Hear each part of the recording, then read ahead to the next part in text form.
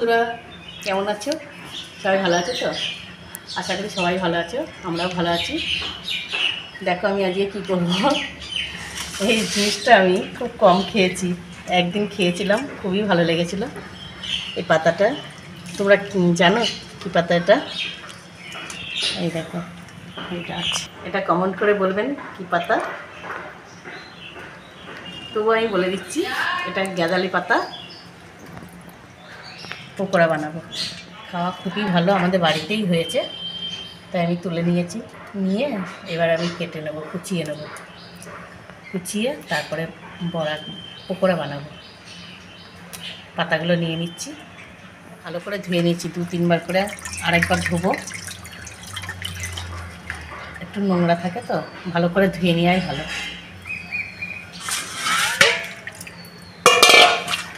আরেকবার ধুয়ে হয়ে গেছে, এবার আমি উঠিয়ে নিচ্ছি। জলটা ঝরলে আমি কেটে নেব, কুচি কুচি করে কাটবো। আমি লঙ্কাটা কুচি কুচি করে নেব। লঙ্কাটা আমি কুচি করে নিয়েছি, এবার পাতাগুলো কেটে নেব, কুচি কুচি করে কাটবো। এই পাতা কে কে খেয়েছেন আমাকে কমেন্ট করে জানাবেন। একদম কুচি কুচি করবো। এই গরমকালে এই পাতা খাওয়া খুবই ভালো, অনেকে অনেক রকম করে খায়, তা আমি খাইনি, একদিনই খেয়েছি, আমার পকোড়াটা খুব ভালো লেগেছিলো, তাই আমি করছি।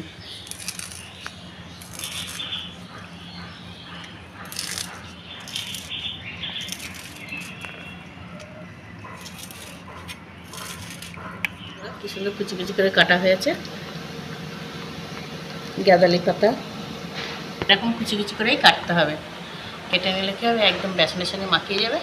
আমি আধ ঘন্টা মাখিয়ে রেখে দেবো, মাখিয়ে নেবো। এবার নিয়ে নিচ্ছি বেসন, 2-3 চামচ আমি দিয়ে দিচ্ছি বেসন। বেসন দিয়ে দিয়েছি, এবার চালের গুঁড়ো দিচ্ছি, 2 চামচ মতন চালের গুঁড়ো দিচ্ছি। নুন দিয়ে দিয়েছি,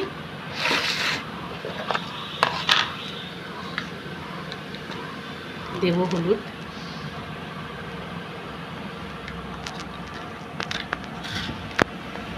কালো জিরে। এবার আমি ভালো করে মাখিয়ে নেব, এরকম মাখাতে মাখাতে পাতলা হয়ে যাবে। আর আমি এটা মাখিয়ে আমি কিছুক্ষণ ঢাকা দিয়ে রাখবো, তাহলে এখান থেকে জল কেটে আসবে পাতাগুলোর থেকে, তাতেই হয়ে যাবে, আর আলাদা করে জল দিতে হবে না।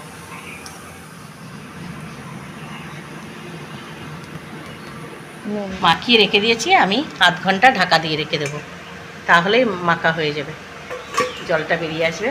ঢাকা দিয়ে রাখছি আধ ঘন্টা। ঢাকনাটা খুলে দেখে নিচ্ছি, দেখুন অনেকটা জল জল হয়ে গেছে, আর একটুখানি জল লাগবে,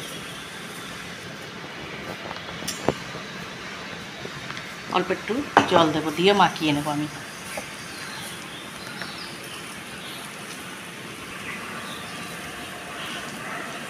একটু শক্ত শক্ত করেই মাখাবো, তাহলে পকোড়াটা দিতে ভালো হবে। প্রথমে এরকম করে করে ডেলি মতন করে নিচ্ছি ছোটো ছোটো করে, তারপরে চ্যাপটা চ্যাপটা করে দিয়ে দেবো।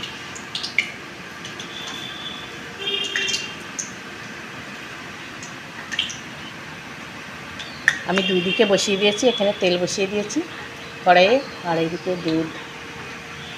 আমাদের বাড়িতে সবাই দুধ খেতে ভালোবাসে, আমি 3 কিলো দুধ নিয়ে বসিয়ে দিয়েছি।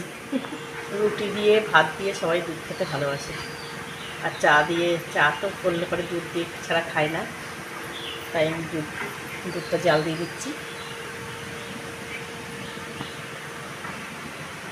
তেলটা গরম হয়ে গেছে, আমি এইবার পকোড়াগুলো ভেজে নেবো, এরকম চ্যাপটা চ্যাপটা করে দেবো।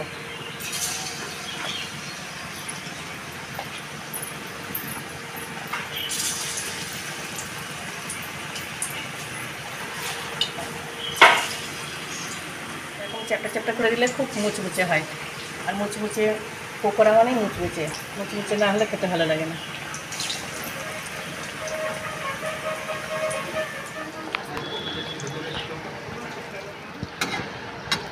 পকোড়াগুলো আমি সব উল্টে দেবো। এই পাতা আমরা মনে করি যে কেমন একটা গন্ধ হয়, খারাপ গন্ধ, কিন্তু পকোড়াটা ভাজলে কিন্তু আর গন্ধটা থাকে না, খুব সুন্দর গন্ধ বেরোচ্ছে। কিন্তু ভাজা হয়ে গেলে আরও ভালো লাগবে গন্ধটা।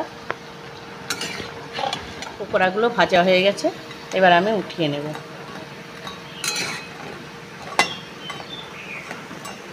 হয়েছে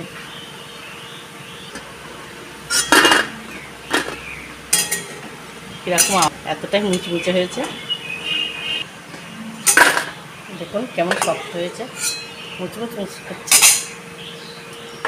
খুব আওয়াজ হচ্ছে।